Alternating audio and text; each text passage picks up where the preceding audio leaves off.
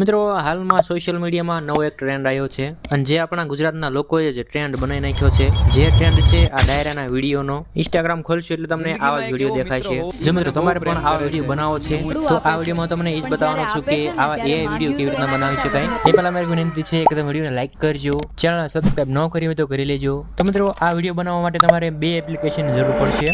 એક તો છે ChatGPT કે જેમાંથી આ રીતના ફોટો બનાવવાનો છે અને બીજી એપ છે Google Chrome। સોરી એપ નથી પણ વેબસાઇટ છે। પેલા ChatGPT એપમાંથી ફોટો બનાવવાનો અને વેબસાઇટમાંથી ફોટામાંથી વિડીયો બનાવવાનો છે। તો એ રીતના પ્રોસેસ રહેવાની છે। તો સૌથી પહેલાં તમારે ChatGPT એપ ખોલવાની છે।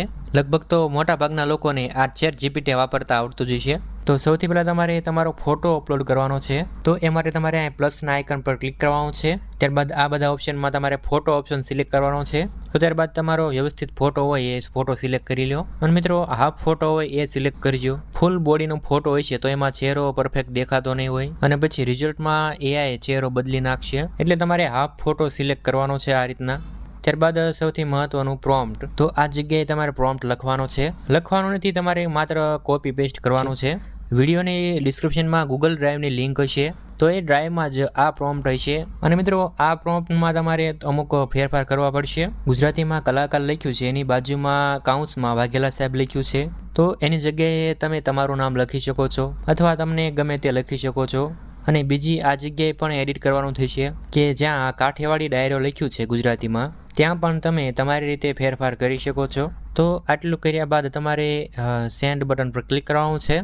ત્યારબાદ થોડીક વાર પ્રોસેસિંગ થશે અને અડધી મિનિટમાં આ રીતના ફોટો બની જશે। ફોટોને સેવ કરવા માટે એના પર ક્લિક કરવાનું છે। ત્યારબાદ આ જગ્યાએ ડાઉનલોડ કરવાનું બટન છે, એના પર ક્લિક કરશો એટલે આ ફોટો તમારા મોબાઈલમાં ડાઉનલોડ થઈ જશે। હવે મિત્રો આ ફોટો તો બની ગયો, હવે આપણે આ ફોટોમાં વિડીયો બનાવવાનો છે।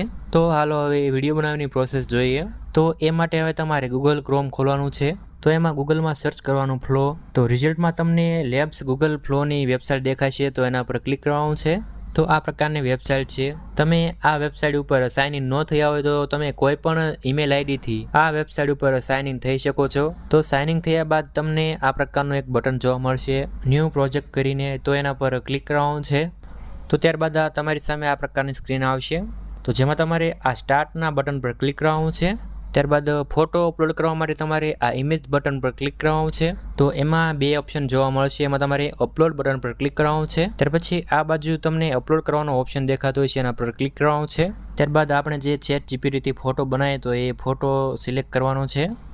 તો અહીંયા ફોટો અપલોડ થાય છે, થોડીક વાર પ્રોસેસિંગ થશે, એ બાદ તમને અહીં ફોટો જોવા મળશે। તો એ ફોટો દેખાય છે પછી એ સિલેક્ટ કરવાનો છે। ત્યારબાદ તમે જોઈ શકો છો આ જગ્યાએ એ ફોટો આવી ગયો છે। હવે આ જગ્યાએ તમારે પ્રોમ્પ્ટ લખવાનો છે અને આ વિડીયોની પ્રોમ્પ્ટની લિંક હું ડિસ્ક્રિપ્શનમાં આપી દઈશ। અને મિત્રો આ પ્રોમ્પ્ટમાં પણ તમારે અમુક ફેરફાર કરવા પડશે।